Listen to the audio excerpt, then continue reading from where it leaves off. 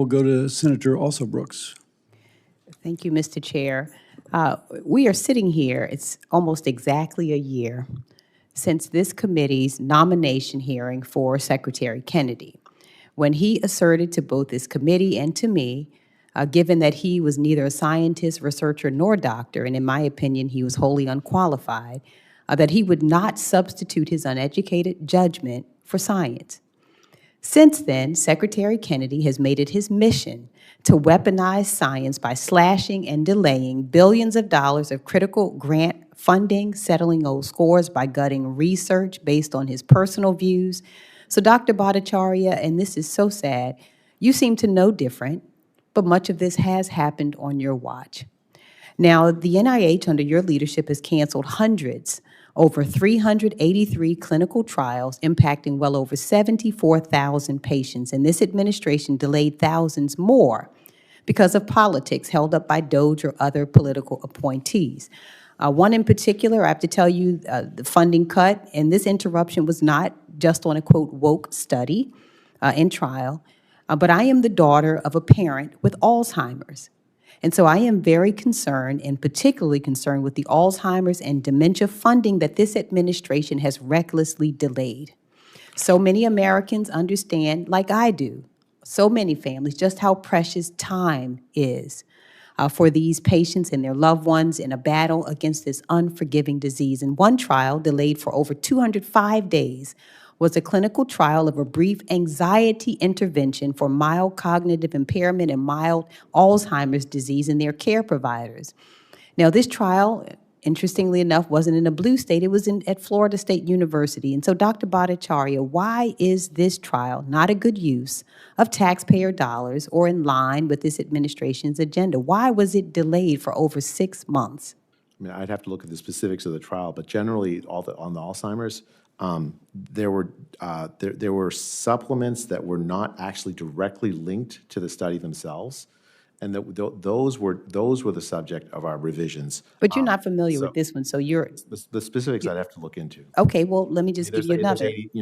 As I said, like there's that. So not familiar with that one, but another trial delayed for over 200 days to the Hebrew Rehabilitation Center for the Aged in Massachusetts was entitled "Trial to Reduce Antimicrobial Use in Nursing Home." Now, you just said a moment ago that antimicrobial is very important, and with Alzheimer's disease and other dementias. And this trial was attempting to lower the rates of urinary tract infections in patients with Alzheimer's and dementia.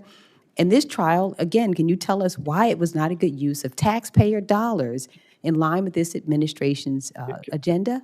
Can I just say one thing? So I've heard so many different numbers about the number of trials we supposedly have canceled. I mean, ultimately what we did is we renegotiated the trials. And so that I think my estimates, the estimates I'm hearing from my folks is that ultimately there's only a dozen or so trials that were actually terminated.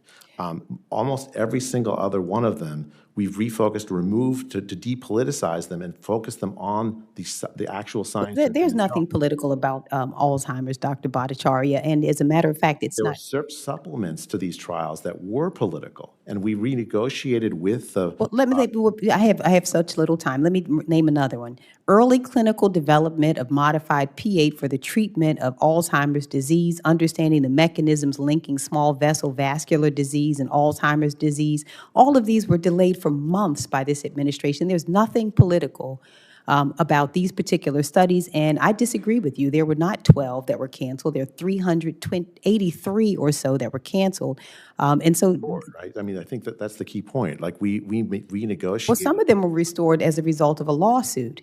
So let's be honest about that. Some of these, as a result of lawsuits, the courts had to force. I don't want to disrupt essential science. In fact, I've made sure that when we do the renegotiation, we rescue the essential science and remove the politicization of it. So, except Secretary most of the Kennedy. restoration has to do with making sure that the researchers are focused on the scientific questions that can advance health, not on politics.